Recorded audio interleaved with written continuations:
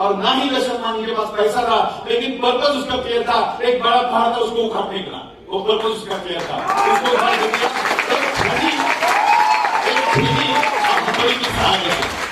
एक छेनी और हथौड़ी के सहारे से।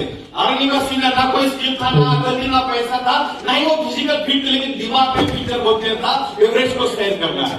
दोस्तों ध्यान रहे, जिसका शरीर अच्छा होता है वो साला एवरेस्ट सैर नहीं कर पाता, और जिस बच्ची का पैर ही नहीं था वो बच्ची ने सोच लिया और जब डिसीजन लिया, और जब बचेंद्री के पास उनके पास गई और बचेंद्री पाल को बोला कि मुझे एवरेस्ट सैर करना है, जो शेरपा था, और बचेंद्री पाल ने उसको नीचे से ऊपर देखा और देखकर बोला कि बिटिया तू ऑलरेडी एवरेस्ट सैर कर चुकी है, बस दुनिया को तारीख पता चलना बाकी है। दोस्त ध्यान रहे, एक लड़का था, आपने नाम सुना होगा, राइट बंधु, राइट ब्रदर्स, दो बीरबल और उर्विल नाम के दो ब्रदर्स थे।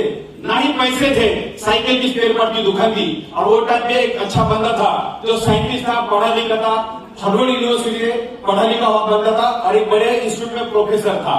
सैमुअल पियरपोर्ट लेंगली नाम था उसका। और हालांकि वो जमाने में 1903 की बात है, उसको $50,000 गवर्नमेंट ने उसको दिए थे एक हवाई जहाज बनाने। वो मेहनत कर रहा था, उसका फ्रेंड सर्कल अच्छा था।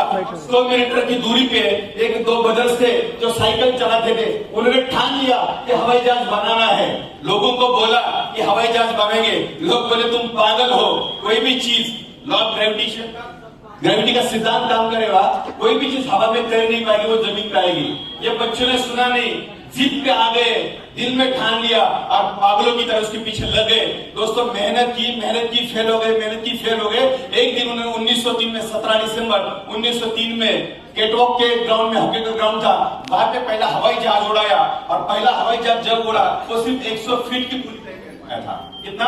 100 फीट की। आज आप लोगों को उसकी अगर सोच नहीं होती, आज हजारों किलोमीटर की यात्रा कोई कर नहीं पाता। वो पागल था, उसके सपनों प्रति। उसी तरह हमें पागल बनना है, हमारा सपना है। दोस्तों ये बहुत बढ़िया प्लेटफॉर्म है। साला अगर नौकरी करते तो हमें कोई पूछता नहीं, ये दुनिया का पहला प्लेटफॉर्म है।